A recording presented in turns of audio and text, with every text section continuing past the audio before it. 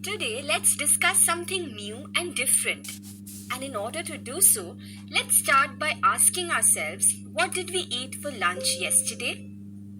Was it a burger, a pizza, a vegetable sandwich, or just some tasty curry and rice? Or did you skip a meal?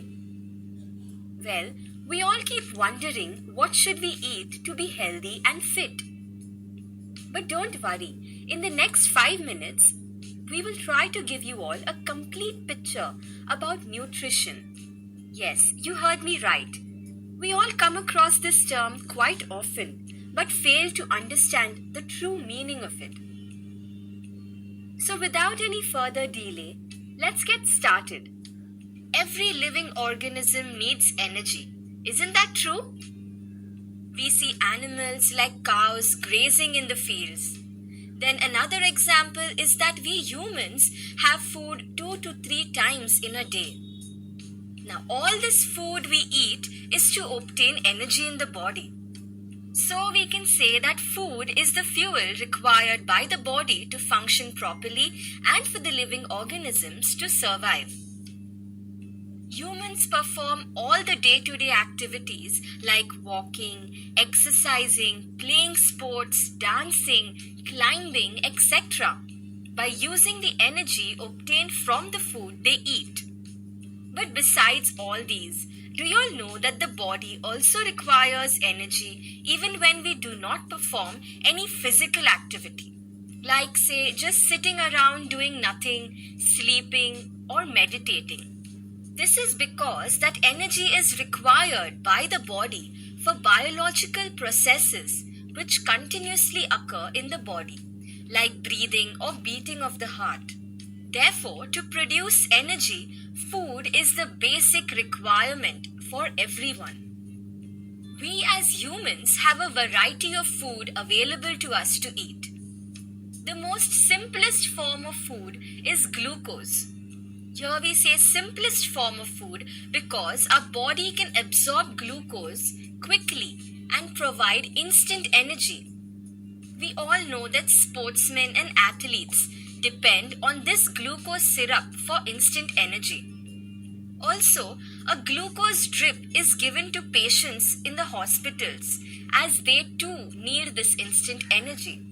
But we all know it's not a complete form of food. Food has many more components which when eaten together provide us with the required energy.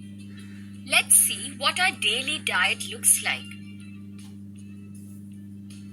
We consume foods like rice, potato and types of breads which provide energy but not as quickly as glucose. These foods contain starch which is a complex form of glucose itself. And this starch is ultimately broken by the body into glucose. And therefore, starch is absorbed at a slower rate as compared to simple glucose molecules. Now, both these components, that is, glucose and starch, belong to a family of carbohydrates. But other than carbohydrates, there are other families like proteins, fats, and vitamins and minerals. So now let's look at the various food sources of these families. Since all the contents in these families provide energy, they are called as nutrients.